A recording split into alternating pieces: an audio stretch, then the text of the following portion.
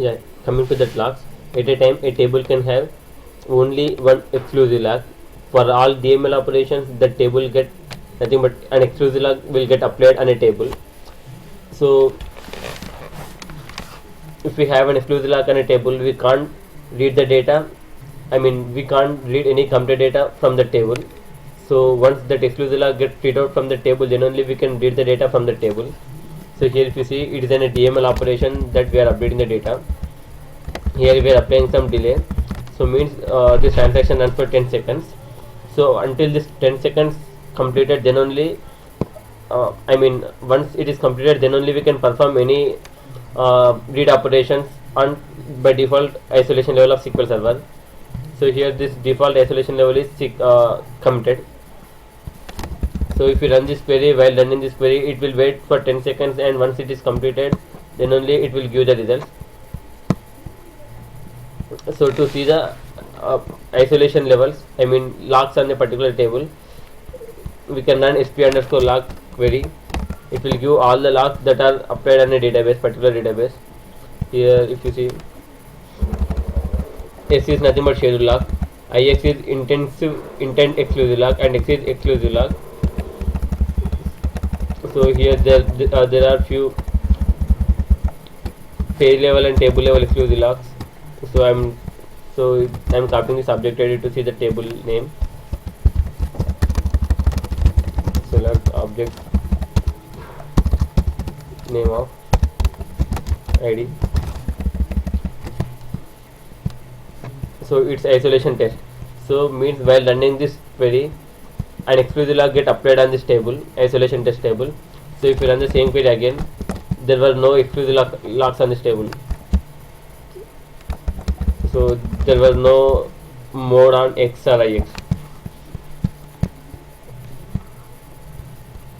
So once it is completed, then only we can run this particular operation, this select operation.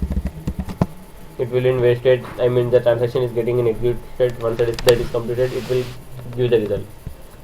So for all read operations, we can see schedule logs at a particular table. We can have multiple schedule logs, but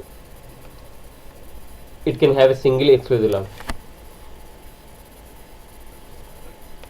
So if you have any exclusive logs on a table, we can't perform nothing but a schedule log can't be applied while exclusive log is there on a table. And in a similar way, if we have multiple schedule logs on a table, we can't apply exclusive log on the table. Once that is freed out, then only we can apply an exclusive log on the table.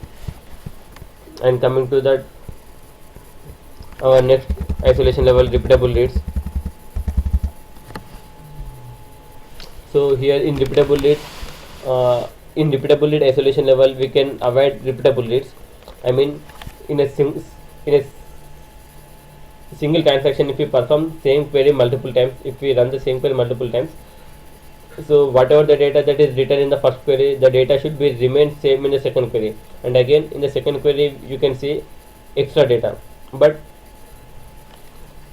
whatever the data that is written in the first query, the data should be remain same in the second query. There should not be any updates to the existing data in repeatable reads, but we can add more records. So here we can avoid repeatable reads, but we can't avoid phantom reads. So here I have one sample query for this isolation level.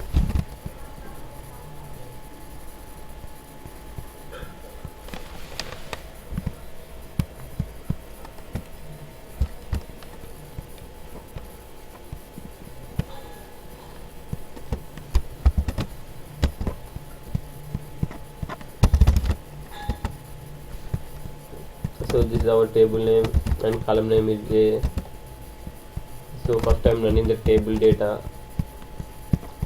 So here it's -1 we have in A column. So just here I'm updating the data to +1. Else we can update to 2.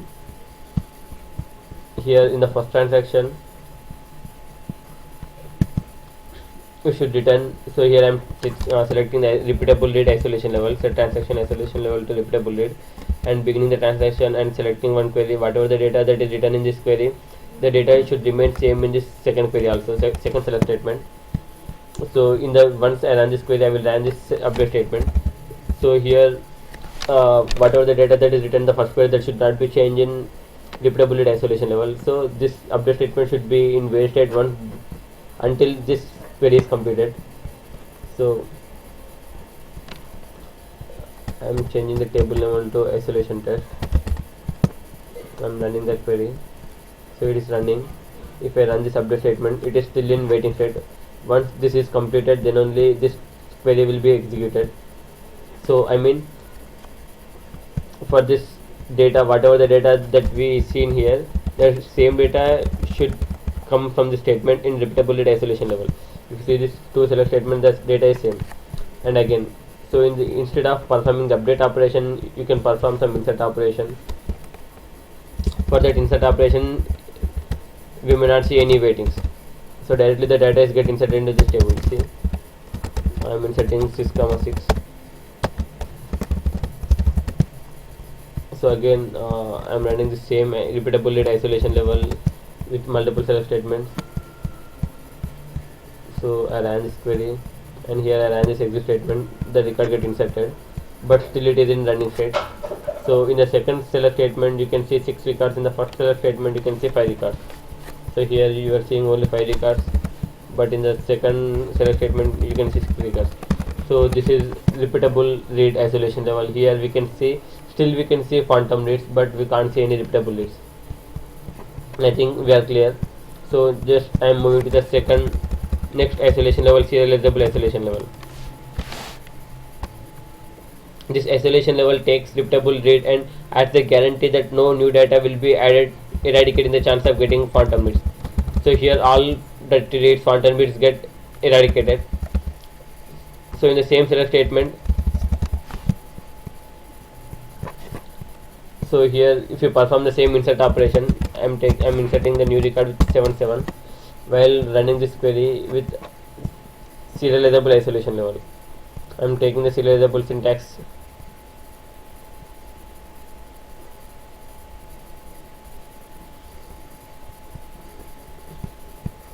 So here we need to change it to serializable.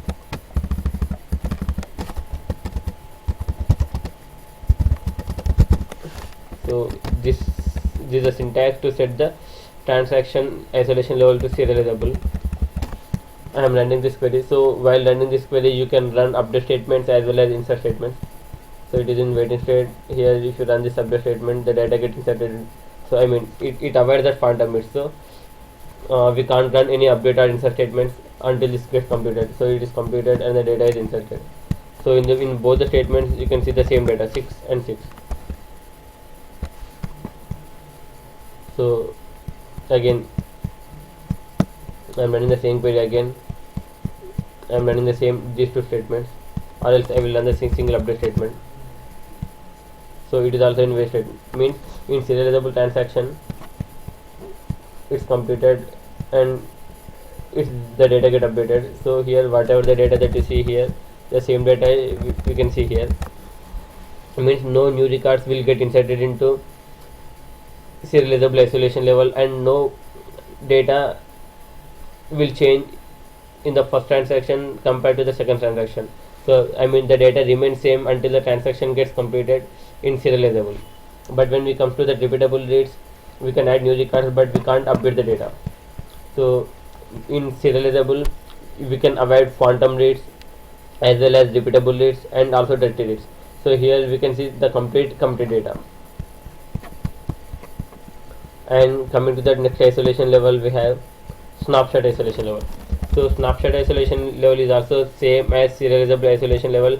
This provides the same guarantee as serializable. So here the benefit of snapshot of isolation level is, instead of waiting our DML operations, it will get executed in transaction isolation level. It will use the temp database and it reflects the whatever the operation that we perform. I mean it reflects all updates and insert operations. Thank you.